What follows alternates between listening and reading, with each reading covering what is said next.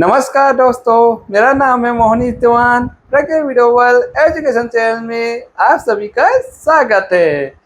दोस्तों, आज सभी को हिंदी दिवस के उपलक्ष्य में बहुत बहुत हार्दिक शुभकामनाएं। तो दोस्तों, आज हम हिंदी दिवस के उपलक्ष्य में कुछ अहम मुद्दे के बारे में बात करेंगे। तो आप सभी तो जानते हो, हर साल की तरह संस्थानों में हो, चाहे स्कूलों में हो या सरकारी कार्यालयों में हो, तो कोई पुराने दौर का भाषण देते आ रहे हैं, तो कई बार हिंदी पखवाड़ा बना रहे हैं। लेकिन हम ये सब बातें नहीं करेंगे, ये सब घिसा पीटा चर्चा नहीं करेंगे। हम मुद्दे पर आएंगे, जैसे हमारा जो देश का जो राजभाषा हमारी हिंदी है, उसकी क्या स्थिति है, वो आज के वीडियो में आप लोग को बताऊंगा। तो दोस्तों, आप लोग राजभाषा का तो नाम सुने होंगे। राजभाषा, राष्ट्रभाषा, ये दोनों में बहुत अंतर है। जो कि राजभाषा मतलब सबके ऊपर लागू हो जाता है, जितना भी राज्य हो राजभाषा घोषित करने से। और राजभाषा मतलब ये केवल सरकारी कामकाज के लिए राजभाषा बनाया जाता है। ये दोनों का यही अंतर है। लेकिन हमारा हिंदी क्या है? राजभाषा है। कई बार हम आम गर्व के साथ राजभाषा नाम तो दे दिए जाते हैं, क्योंकि हम हिंदी को हम दिलों से चाहते हैं कि हमारा जो हिंदी भाषा है जो राष्ट्रभाषा बने। तो ये हम अघोषित रूप से इसको हमने राजभाषा मान लिया गया है। लेकिन संविधान की नज़र से देखा जाए तो ये राजभाषा नहीं है, ये केवल राजभाषा है। सरकारी कामकाज के लिए इसको हिंदी को राजभाषा बनाया गया है। तो राजभाषा हिंदी को क्यों बनाना पड़ा? तो हम इतिहास के पन्ना को जो पलटते हैं तो कई बार क्या है, महात्मा गांधी के ज़माने में बड़े बड़े आंदोलन हुए हैं। तो आप सभी तो जानते हो, असहयोग आंदोलन, भारत छोड़ो आंदोलन। तो उसी के दौरान हिंदी का खूब इस्तेमाल किया गया अंग्रेजी के खिलाफ में, और उससे संबंधित अखबार भी छपते थे हिंदी में, कई जगह अंग्रेजी में भी छपते थे।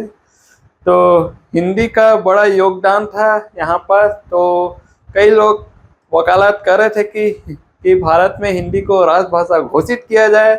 लेकिन समस्या यही है कि जो हमारे देश में अलग अलग राज्यों में अलग अलग भाषाएं बोली जाती हैं। जैसे कि दक्षिण में जाओ तो तमिल है, तेलुगु है, कर्नाटक है, और इधर देखोगे तो पूर्व में गुजराती है, फिर राजस्थानी है, और पश्चिम देखोगे तो महाराष्ट्र में मराठी है। फिर उत्तर तरफ भागोगे तो वहाँ पर अलग अलग भाषाएं देखने को मिल जाती है। और मध्य क्षेत्र में आप लोग को ज़्यादातर हिंदी देखने को मिलती है। तो हिंदी बोलने वाले या हिंदी में कामकाज करने वाले कुछ राज्य जैसे हमारा मध्य प्रदेश, छत्तीसगढ़, राजस्थान, झारखंड, बिहार, उत्तर प्रदेश और हरियाणा, हिमाचल प्रदेश और दिल्ली। तो इसमें ज़्यादातर हिंदी में सरकारी कामकाज होता है। लेकिन दिल्ली में ऐसा नहीं होता। दिल्ली में दोनों भाषाएं किसी किसी में चलता है। तो राजस्थान में भी हिंदी में कामकाज होता है। लेकिन यहाँ पर सुनने में आ रहा है जो वहाँ की जो बोली है, जैसे राजस्थानी है, छत्तीसगढ़ी है, तो यहाँ भी मांग किया जा रहा है कि इसको भी राजभाषा घोषित किया जाए। लेकिन बहुत मुश्किल है, हमारी हिंदी का पाँव जमे हुई है, खासकर सरकारी क्षेत्र में, राज्य के स्तर में। लेकिन केंद्र सरकार में बड़ा दुर्भाग्यपूर्ण है, जिस तरीके से राजभाषा लागू किया गया है उस ढंग से पालन नहीं हो पा रहा है।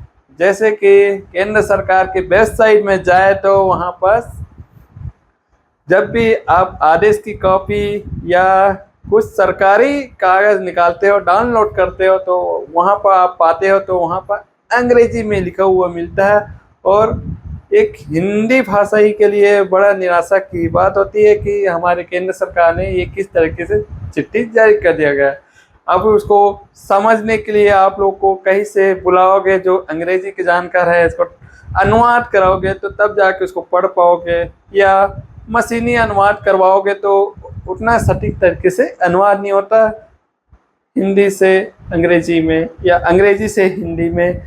लेकिन अभी कृत्रिम बुद्धिमत्ता मतलब एआई का ज़माना है, तो वो भी प्रयास कोशिश चल रहा है कि इसको कैसे सटीकता से अनुवाद किया जाए, लेकिन केंद्र सरकार तो कोशिश तो कर रही है, ऐसे में देखने को मिलता है। लेकिन राजभाषा का जिस ढंग से पालन होना चाहिए ऐसा होता हुआ नहीं दिख रहा है। यही हमारा मुद्दा है हिंदी दिवस के उपलक्ष्य में कि राजभाषा का ठीक ढंग से पालन हो, तभी हम हिंदी दिवस का सार्थक समझेंगे कि राजभाषा का यहाँ पालन होता है। लेकिन ऐसा होता हुआ नहीं दिख रहा है, इस पर ज़्यादा सोचना चाहिए। ये सब पुरानी भाषा देने से कुछ नहीं होगा। हम अपने को मांग करना चाहिए कि राजभाषा का पूर्णतः पालन हो। जो भी वहाँ पर हमारे राज्यों के लिए केंद्र सरकार के स्तर पर जो भी चिट्ठी जारी किया जाता है वो हिंदी में मिले, ये होना चाहिए। अपना अपना राज्य अपनी भाषा में भी मांग कर सकते हैं, क्योंकि अब टूल्स तो बन गए हैं। जैसे अभी केंद्र सरकार की तरफ से नए टूल्स बन गए अनुवादिनी, तो अनुवाद करके भी तो भेज सकता है, ठीक है। वहाँ अनुवादक को भी भर्ती किया जा सकता है, वहाँ पर कर्मचारी, तो ऐसा कुछ कर सकती है। तो इसके लिए केंद्र सरकार को बजट बढ़ानी होगी, क्योंकि वहाँ पर सरकारी अधिकारी नियुक्त करनी होगी। तो ये रहा केंद्र सरकार के बारे में। अब हम आते हैं छत्तीसगढ़ में, और छत्तीसगढ़ का पास में अगर सुना जाए तो हमारे लिए खुशखबरी है, सकारात्मक सोच है यहाँ पर छत्तीसगढ़ के प्रति। हम जब से छत्तीसगढ़ बना है तब से यहाँ पर पूर्णतः सरकारी कामकाज हिंदी में होता है, और जब अलग हुए हैं तो वहाँ भी मध्य प्रदेश में भी पूर्ण रूप से हिंदी में कामकाज हो सकता है। यहाँ कम से कम 20-30% मेडिकल के चिकित्सा के क्षेत्र में, अभियांत्रिकी के क्षेत्र में हो सकता है, वहाँ अंग्रेजी का चलता होगा, या तो केंद्र सरकार में भेजने के लिए अंग्रेजी में लिखना पड़ता होगा। लेकिन हम जिस ढंग से अपने राज्य में रह करके सरकारी नौकरी करते हैं तो हम पाते हैं वहाँ के आदेश प्रतिवेदन वहाँ बाकायदा आप लोग को हिंदी में ही मिलेगा। अब आते हैं यहाँ के जो सरकारी नौकरी के लिए जो प्रतियोगी परीक्षा होता है हमारे छत्तीसगढ़ में। एक तो है पीएससी, जिसको हम बोलते हैं छत्तीसगढ़ लोक सेवा आयोग, एक है CGV छत्तीसगढ़ व्यावसायिक परीक्षा मंडल। ये दोनों सरकारी नौकरी के लिए समय समय पर परीक्षाएं आयोजित की जाती है, और इस परीक्षा को दिलाने के लिए दो तरह के विद्यार्थी लोग बैठते हैं। एक है हिंदी माध्यम के विद्यार्थी और दूसरा है अंग्रेजी माध्यम के विद्यार्थी, और दोनों बड़े तैयारी करके परीक्षाएं देते हैं। लेकिन हिंदी जो माध्यम के विद्यार्थी रहते हैं उनके लिए तो इतना मनोबल ऊंचा रहता है कि हम हिंदी माध्यम के विद्यार्थी हैं, हम सरकारी कामकाज हम हिंदी में कर सकते हैं।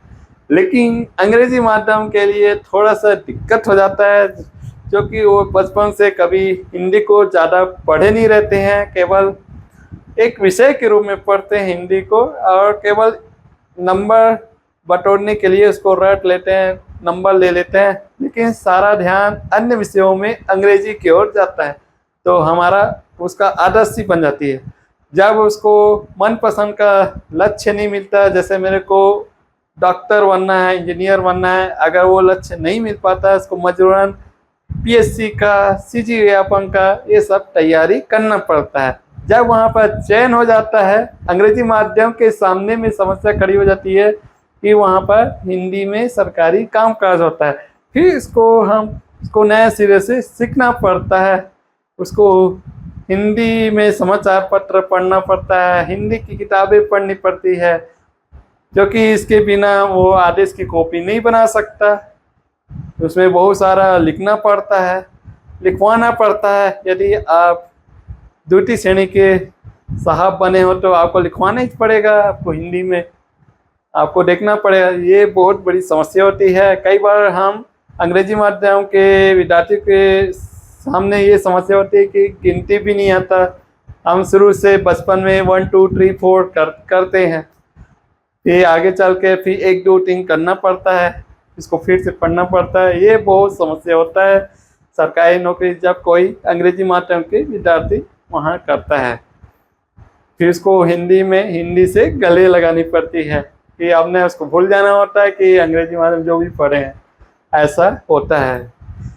तो यही है। तो आज के वीडियो में आप लोग को हिंदी दिवस के उपलक्ष्य में बहुत सारी बातें बता दिया हूँ, कुछ मुद्दे की बात किया हूँ। ऐसे ही हम आने वाले समय में बहुत सारी बातें करेंगे और अपने स्तर से हिंदी पखवाड़ा भी बनाते जाएंगे सितंबर के महीने में, और वीडियो आएंगे। मैंने योजना बना ली है कैसे कैसे हम वीडियो बनाना है हिंदी दिवस के उपलक्ष्य में। और हमारे YouTube चैनल में प्रयास एकलव्य जो उसका कवर किया जाता है, लेकिन अब वो अभी फिलहाल सीजन नहीं आया है। जिस जिस महीने को ये सीजन शुरू हो जाएगा कि प्रयास एकलव्य, तब हम इसको चालू करेंगे।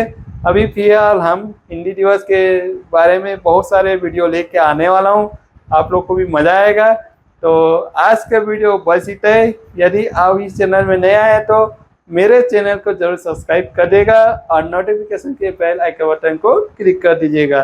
तो अगले वीडियो में मिलते हैं। तो आज के वीडियो बस इतना ही। जय हिंद, जय भारत, और आज सभी को हिंदी दिवस के उपलक्ष्य में बहुत बहुत हार्दिक शुभकामनाएं।